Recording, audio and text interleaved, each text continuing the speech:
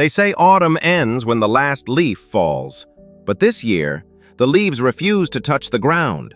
The forest stopped breathing. Time forgot its rhythm.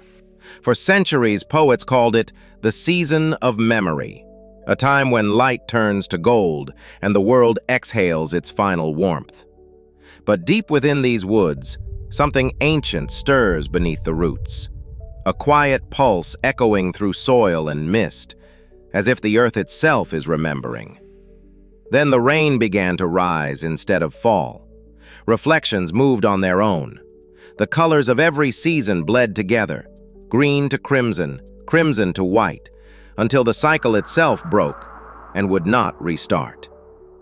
What happens when nature forgets how to die? When memory itself becomes a living thing? Join us and uncover the hidden heartbeat of the world.